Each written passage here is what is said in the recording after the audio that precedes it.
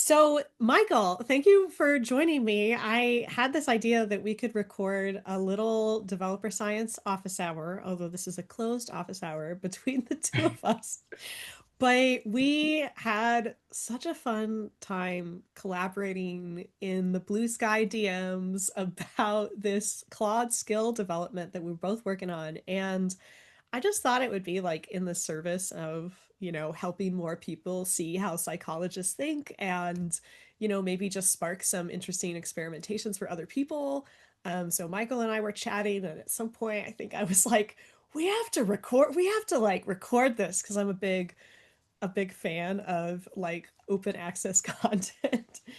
Tell me about like, you got interested in the learning opportunities skill, but you're also like a tool builder. Maybe just like give a little intro to yourself to like my audience of software. Yeah, no, for sure. Yeah. So my background is a little weird. If you look at like my current job and my background, I can understand being like, what? We So love the weird career paths. yeah, for sure. So kind of the first iteration of things was before I went to grad school, I actually worked and kind of like vocational rehab, like other mental health type roles. Did some work in the court system as well, like some Mm. like restorative justice style work. Was always kind of interested, mostly working with kids at that time. Oh, cool. Always kind of interested in trying to figure out how to have that aha moment. Mm. At the time, it was around mental health, but that led me into doing a PhD in clinical psych, where Mm. you know can like continue to do like face-to-face work with people as a therapist. And at the same time, there was always a little bit this feeling in me of like one-on-one is great, one-on-one is precious, and also like I Mm. want to think about the systems and the structures and how we measure things and what that means Yeah. for people. I can Um, relate so much. Like I had that like should I go clinical, should I not? I went on the research PhD track, but it's like a very real tension for us, I feel like. Yeah. it's so real, and I think one of the things that was nice about my training is I really do feel like I got to do both, and like I think Mm. um, while that I know there are parts of me where I'm like, oh, sometimes I'm like, oh, maybe if I got more into coding earlier. But I think Oh, ultimately I'm grateful that I kind of had the social science first and then yeah. kind of went in this direction. So then, did the PhD, did like a clinical residency as well, worked in a psychiatric ER, was in a psychiatric Wow. ER in New York when That's COVID hit. intense. Oh my gosh. So yeah, Wow. so Yeah. full admit, burned out a little bit on the direct clinical care around Mm. that time, and so did start kind of going more in the like I'm really enjoying the coding. I'm really enjoying the data Mm. science of it all, and I'm Mm. really enjoying still thinking about those structures, those systems, those measurement issues. And so that kind of led me into some data science roles outside of academia. Um, Had a great time doing that. Bringing in some of my clinical expertise in some of those roles, some less so. And Yeah. then like especially kind of more diving into what we're going to be talking about a little bit more, like LLMs start popping up. What does this Yeah. mean? I start like I'm conflicted. I have all these different ideas, and I'm also at the same time learning a ton about how to take that data science stuff and put it in production. And even though Yeah. my title is data scientist, that's most of what I'm doing and most Mm. of my roles. And so there's kind of this like clinical discussion happening over here, and then like this engineering thing that's happening over here. Yeah. I Um, feel like a lot of my software developer friends will immediately want to ask you this kind of question, which is like, are the LLMs bad for my mind? And that's a really scary question for people. And full disclosure, I don't know if you know this, I had a clinical psychologist on my team when I was running the Dev Success Lab. And I just want to say, like, shout out to you all and everyone who has this training. Because as you said, yes, it seems like a big leap, but on the other hand, just a million ways that expertise comes into play because there's so much expertise that training gives you in thinking about moment by moment behavior choices people are making, in that people with clinical backgrounds I think are not afraid of like the tough scary parts of life like so many of us are, and I found that incredibly important in tech, you know. Yeah, so like lots of love for that background, and I'm gonna like just ask you this question, like do you think LLMs are bad for developers' minds, and you know what do you think about that? Yeah, I mean, like, I think the short answer is no. I think the Mm, longer answer is I promise I will elaborate, but like depends on how you use it, yeah, right? And like yeah, I that's my take too. yeah, and I think but I do think there is kind of this there I understand the concern. Like I don't Mm, think that I think anyone who's used these tools has had a moment where they were like, wait, it just works and I didn't have to understand it at all. mm, And that can be both a little exciting, depending on who you are, a little bit scary, depending on who you are, probably a little bit mm-hmm, of both. And I mm-hmm, think that some of how I think about it is, again, back to that, thinking about the aha moments, yeah, is there can be a little bit of aha in wait, I can give a very well-defined spec for this and mm, boundary conditions and tests and say, hey, make sure all the tests fail first, build the implementation, make sure all the tests pass. And like, I don't have to think about where the semicolon goes yeah, and right, the thing can get built. And like, there is something really kind of aha about that in a certain way. mm-hmm, And I don't want to lose the aha of, and then I like dive back into the code and I say, yeah, ooh, actually, the spec didn't do a good job in this place, and this chunk is kind of a mess. And yeah, if another human had to read it, I would be embarrassed. So let's think yeah, about like I do think though it is a like I understand people being worried about negative cycles where people yeah, kind of the cognitive debt I know people have talked about, but where there's this negative cycle where you don't understand the code and then you ship it anyway, and then you have to go back and you have no idea how it works. But to me, I think there's a really big opportunity to actually have the positive cycle where maybe there's something that you wouldn't have thought to write yeah, directly in the syntax, but you have a learning opportunity that you can then yeah. further improve.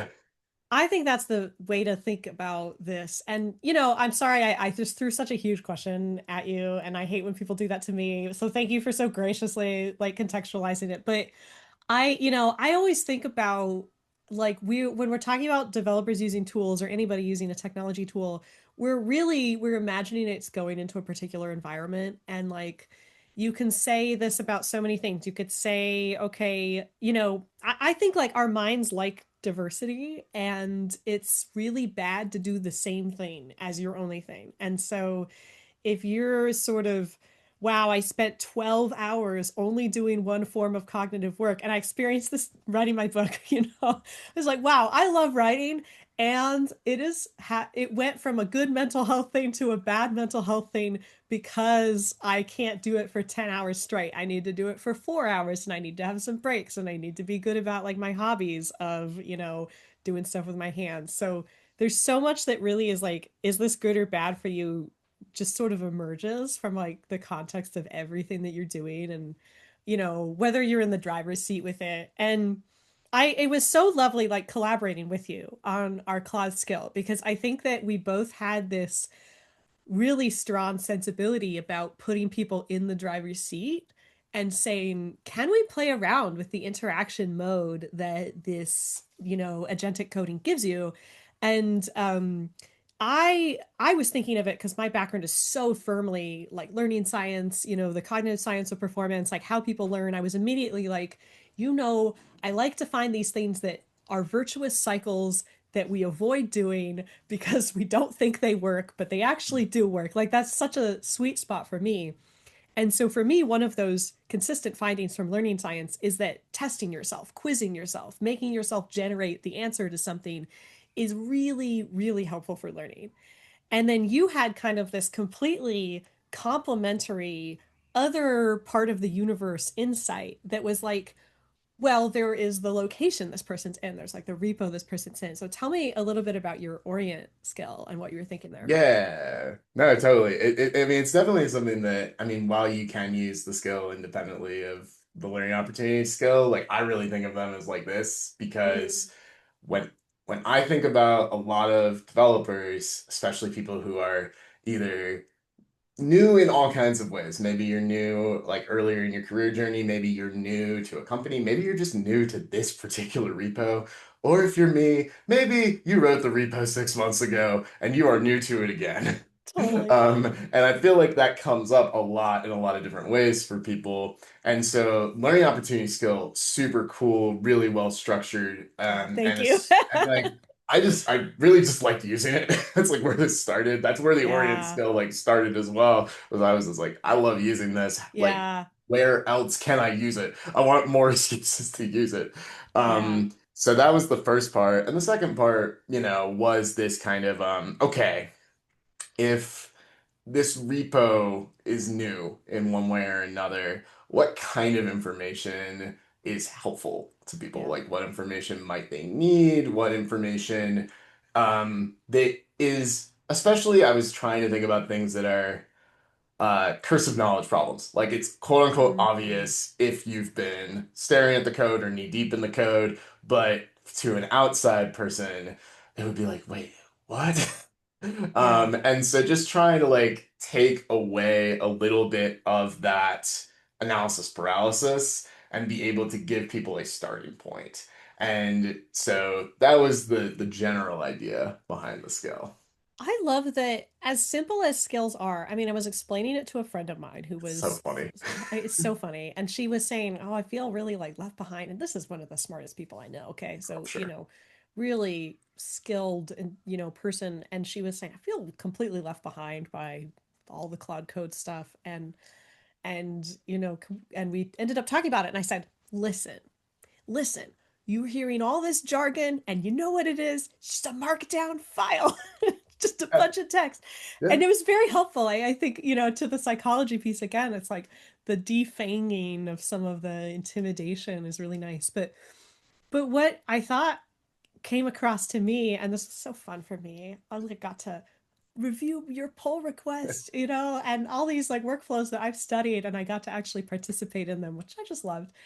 Um, you know, I came at the learning ops skill thinking about the misconceptions that learners have because we have this really robust research literature that's like people use poor strategies for learning. They just don't know. And, some things feel productive to us and they're not. So, like, a good example of that is cramming. You just kind of try to passively expose yourself to lots of material. Think about you're listening to the course lecture over and over again, or you're just reading the textbook again and again and again. That is really inefficient, for deeply encoding what's happening. And a lot of developers learn this with code. They learn, I have to write it, I have to actively do it. And so, but there's this interplay. Like you need help to ramp up in these exhaustively enormous code bases. And so one of the misconceptions I noticed that you spotted and articulated in your skill is like the idea that you have to comprehensively read the code base and that like it's like top to bottom, start at the beginning, and it's very much like the cramming approach. And if you look at the literature that you cite in your skill, that's not what experts do. They're like actually really strategic, like, I don't know if you want to say skimmers, but they're kind of pulling out like architecturally important elements, figuring out how to go deeper into certain points. I know Feline, who I've talked to before, actually, that's this book that you cite, The Programmer's Brain, talks about beacons, right? Yep. And in my research, I did this study where I interviewed developers about their learning, and one developer talked about finding anchor points in the code base. And like you can hang your climbing gear onto the anchor point, and then you can like kind of traverse out, from the anchor point. So all of that is to say, I feel like the way that people like us can kind of boil up some best practices and we trust it because we know it's in the research and it's been Sure. really proven out. And then like sort of just gently float it into people's workflows. It's super cool. Yeah. Yeah, no, it's awesome. And I think like one of the things like I mean it's funny, right? But like I do think having been a therapist is like a little bit of a Mm, cheat code for being a developer because at least the kind of therapy I did, it was very action oriented. It was not, yes, there was absolutely times of reflection and validation and introspection, but a lot of it is like, okay, you're afraid of talking to people, you have social anxiety. We're going to scaffold it's out a time. plan. We're going to scaffold out a plan to make it possible for you to go ask Oh, 10 strangers for directions. Like, and, yeah. and like, to be clear, I wouldn't do that to somebody immediately. I'm not mean, but like, it is very much something where it is, you know, there is this temptation, and I've felt it too. Like a lot of the, kind of engineering style of things, I've Mm. had excellent education on a lot of stuff. A lot of the engineering stuff I had to self-teach. And Oh, so yeah. I spent a lot of time with some pretty ineffective learning strategies, even when I knew better, right? Like in Yeah. theory, like I should be, oh, well, I can avoid those traps. And like some of it is just like how the tooling is set up. Like I love Claude Yeah. Code, and without this kind of scaffolding of skill or without something else, like it's not like it is geared toward let's produce a bunch of stuff and Definitely. It's and not like built for your learning. Yeah. no, and like that's on some level it's fair enough. Like I'm not even saying like, oh, and that's why it's terrible. It's no, like it's a tool for doing a specific kind of workflow. We might need to either augment or develop some different kinds of toolings that do kind of center those evidence-based practices a little bit more like in the tooling itself, I think. Yeah, I think that's necessary. And when I pull back from just talking to you in a fun way about our tool and think about this as like a sometime commentator, about tech decisions, I think it's really hard for a lot of people to realize there are so many defaults baked into everything that's put in front of you as a product. And you know, we in technology, let's say we few psychologists in technology are kind of constantly noticing that because there's like, I think about how the mental model of the team, I mean, there's Conway's law, right? Where the what you produce reflects the culture of the team. But I take it even like a little bit further, like how you think the human mind works. You're going to kind of shape and nudge people's minds to work that way when they interact with your tool. And we are actually seeing like really interesting adaptation against some of those defaults. And that's why I love like listening to practitioners as much as I do, because that is where you start to realize people are developing incredibly bespoke ways of shoving this around, and they actually don't want some of those defaults, which is to me a little bit uplifting because they do care about their own minds. But there is this very real tension in all of tech and tech adjacent work between like production and reflection and understanding. And so I've always wanted to be a person who's like fighting for like long-term sustainable learning cultures, and I don't have rose-colored glasses about how hard that is. Like it's really hard. you know like we didn't always have public schools. No, you know no. and I see this as part of the same thing, and little experiments like ours, seeing them actually be used by real people or like your junior colleagues or whatever, is to me just like the most gratifying, because what you have to do is show people that there is a better world that like they could demand actually. Oh my God, yeah. And I think another thing, like another intuition I think a lot of people have, and like I want to be careful here because Mm. I don't want to sound like I'm saying like, oh, one simple trick or anything like Oh, that. It's not what I totally. mean. But like some of the work I did like while I was on clinical residency and postdoc was very focused on these very brief like Mm. programs or very brief lessons. Yeah. Worked with Dr. Jessica Schleider, who's now at Northwestern University on this. Oh, And I didn't know that. I um, followed her work a little bit. yeah, no, she's great. Like awesome person, cool work. And one of the things that like really I come a little bit more come from kind of the measurement and systems kind of slightly more theoretical stuff. I was still doing Mm. some intervention research as well, but it was a little bit more on the measurement-y side of things. But with Jessica, it was very like program focused. And I I realized that a lot of people, especially in the clinical space, I don't know about in the learning science space overall. I'd have to, you'd have to tell me, but there can really be these mini, at least, aha moments in a relatively short amount of time. Like it doesn't Yeah. it kind of goes along with what you were saying about the cramming that I think people think you have to do a ton at once. And also, like, at least in some circumstances, like you do that like once like in a while over a long period of time and like that's how you do it and like it's very hard to convince people sometimes that it's Oh yeah. like oh if you do this for like 5 to 10 minutes consistently like that is actually probably going to help you a ton more. Yeah.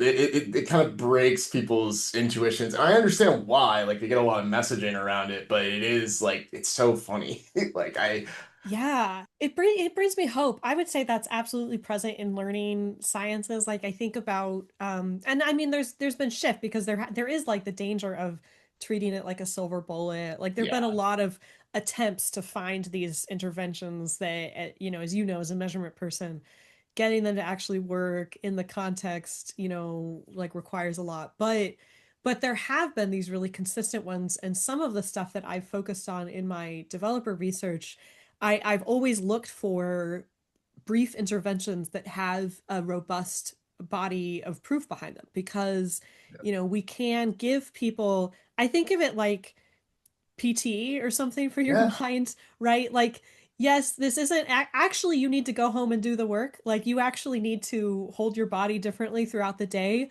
But I'm going to give you the understanding that this is how you build the habit. And then the reason it works is not magic. The reason it works is because it's self-reinforcing in a good positive way. And it's up to people like they make that choice or not. And it's a lifelong journey, but also like I do think we are too nihilistic and pessimistic. Like we can change a lot, Yeah. No. So, No, I mean there's a certain vein of therapy called solution focused therapy that, has mm, pros and cons like any bit of it, but one of the bits that I took from it that I genuinely believe is like on some level, like we are always changing. Like even people who mm, seem like they are standing still, or most of all, if you personally feel like you're standing still, like that is not really fair to you. Like mm, things like you are changing. It just is one can be hard to tell, and especially it's a little bit the fish in the water problem of like you're just like in your circumstances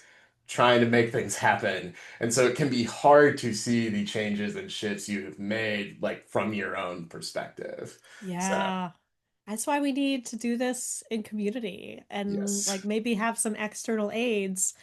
Like maybe you have a learning goal that's recorded, another skill I wrote.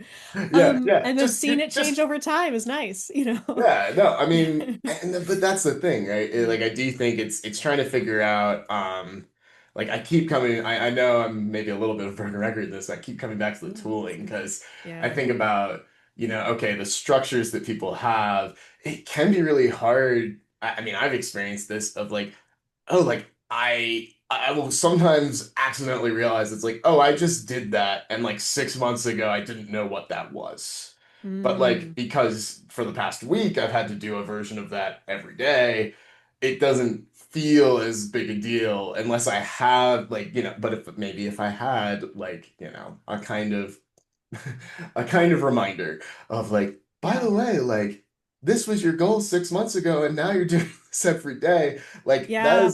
that's an entirely different mentality than just like, oh man, okay, I'm just grinding. Yeah. It gives you like continuity about your own life, I think. And, Yeah. I sometimes the interventions in psychology that have been really powerful can be really simple, like journaling. Journaling Yes. is if you teach people how to journal in a way that's nice for them, journaling is a profound effect. And that is just you and the technology of a notebook.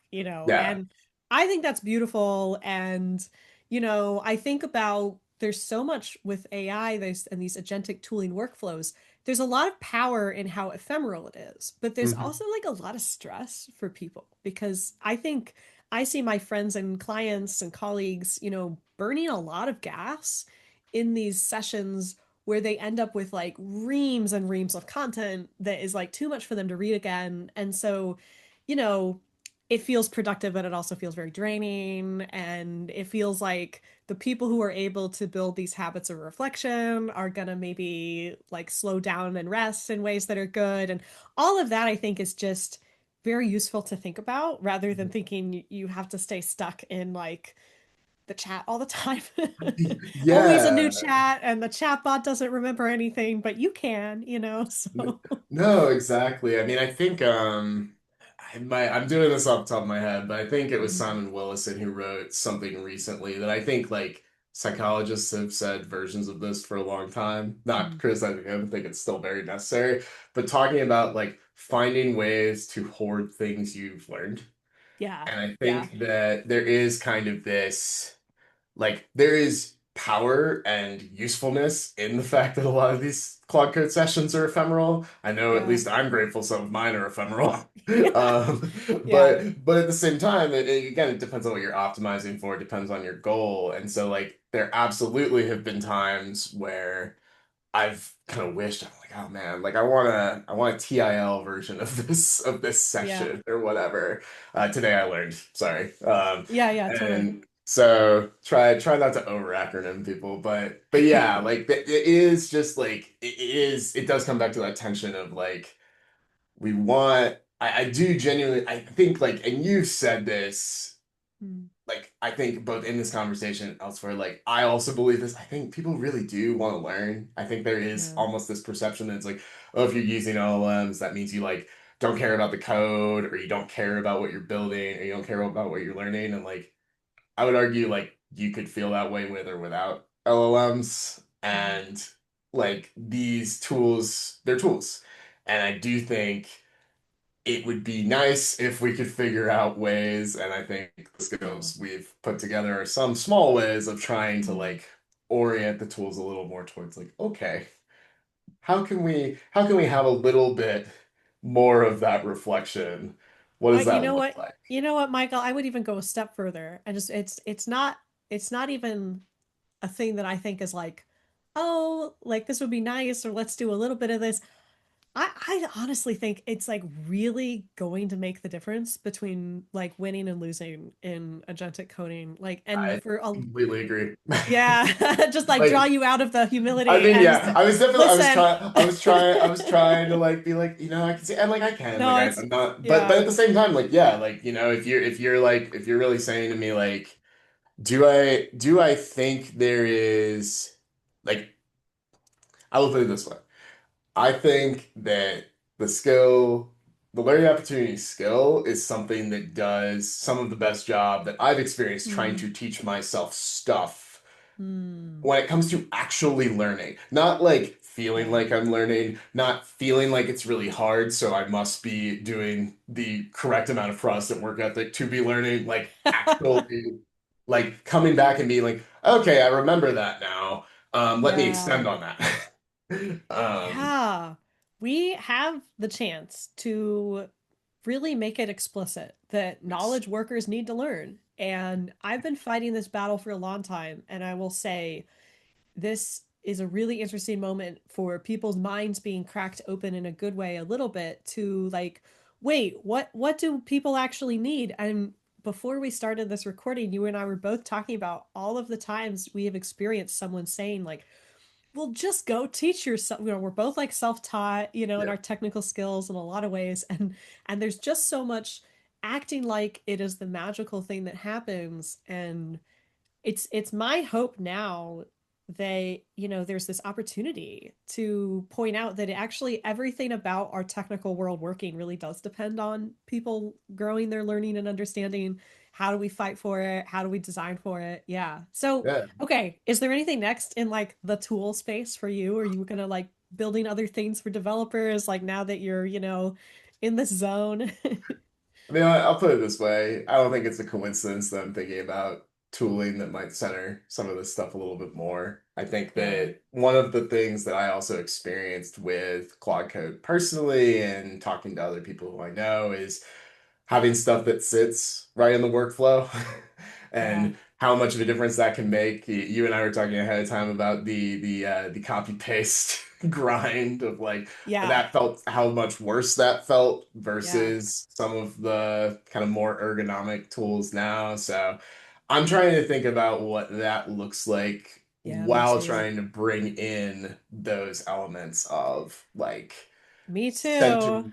centering Yeah. the evidence base and centering like also like you're talking about what's next. Like one of the things I am trying to think about is like how to, and I see this in myself, how to help people feel like they're doing enough. Because I Mm. think that there, Mm. especially with these tools, and especially if you're hearing about all the cool things people are Oh doing, there can yeah. be like, Yeah. there's always been FOMO, but it feels like that It's has like ultimate accelerated. FOMO right now. Yeah, Yeah. the anxiety of it all is, but you mentioned anxiety. The anxiety of it all is enormous, the production anxiety. Yeah, yeah. And so trying to think about like not just building tools to like help people do more, but Yeah. like help people do things that will hopefully help them get to that aha, but also like at the same time not feel like, oh, my ahas per week are not at the right level. I'm not doing enough. Like trying to That's a like metric from hell. yeah, Ahas per week. yeah. I And your mean, to be manager's like, clear, there's not enough of them. yeah, no, I had chill go down my spine just even saying it out loud as a joke. It's not great, but Yeah. yeah, like Yeah. I do think I'm like trying to think about how to build stuff that lives where people are, both Yeah. like, you know, logistically and Yeah. also emotionally. Yeah, I love that. Yeah, emotionally informed development, and psychologically informed development. Like, I think we really need it. I sometimes make this argument to my clients, like if we're working on evidence strategy, I say, yes, you're super worried about missing the failure, that you need to catch. However, it is also really bad to miss when things are going right. And you have a lot of people in your engineering org who are experts in being hard on themselves, and they never think they've done a good job with anything ever. And we sometimes have systems that capitalize on that, and we put really diligent people in very, diligent roles. But the cost of this is enormous. Everyone I know who works in infrastructure is burnt out all the time, stuff like that, right? And so I'm always on this beat with the VPs of engineering that I talk to of saying, you need to think really seriously about whether you are actually noticing success and capturing it and rewarding it and all of that in a really authentic way, and in a way that gives people feedback, because they don't know. They don't No, know they're doing a good job. So again, if we want to think about winners and losers in the AI era, I think the winners are going to recognize that, because, all of us high achieving people are pretty capable of like torturing ourselves. yeah, no. So, I'm curious though, like for you, like mm, when you're thinking about when you're reflecting on like making this skill, collaborating together on an yeah. orient skill, like where is your mind going next? I'm not gonna limit you to the tooling Ooh. necessarily, but like just where is your Yeah. mind going next right now? Well, I really love being as close as I can to the actual practitioners in a way that still is me operating as a researcher and a scientist. So not a clinician doing one-on-one work as you are, but as you have been, sorry, not anymore, but like, It's all you good. know, to be frank, that always scared me. That's a really incredible responsibility and a beautiful career path. And I think there are things about the way I like to work.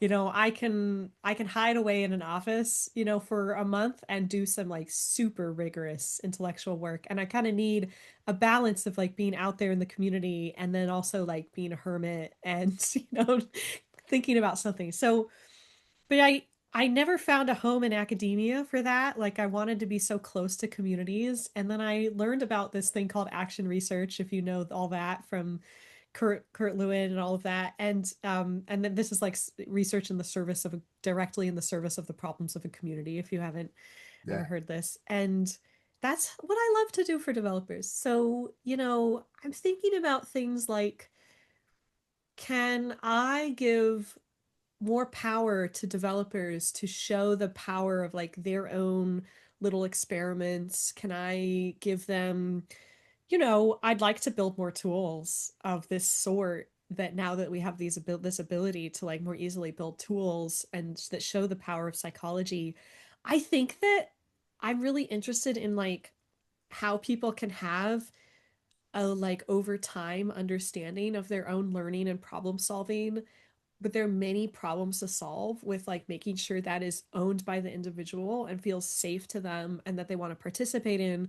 And another big passion of mine, which you probably recognize, I'm sure you've seen me post about it, is, I think software teams are just kind of held hostage by like the only data and evidence about them is kind of coming from, you know, very particular projects, which no shade to those particular projects, but they're not designed to be for the community. So they're like the state of developer whatever for our tool that we own that we're doing research on, and that's fine, but like there's certain kinds of questions that will never be answered by a big tech company doing that.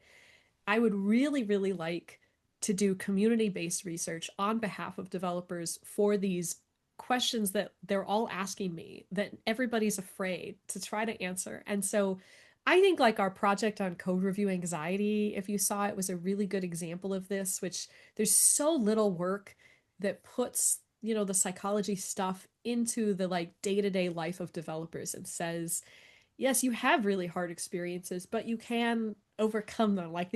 We kind of did this little exposure intervention, like exactly what you were describing. We sent people home with the workbook that we had used and we tested it in our intervention. And then we said, okay, you want to go extra bonus double round with us in the research, then take it and use it in your work, code review and really like commit to it and do it. And people did, and they reported like beautiful benefits. So, right with you in wanting to build psychology into developer workflows, like much more directly instead of being on the sidelines saying, please care about us, this matters.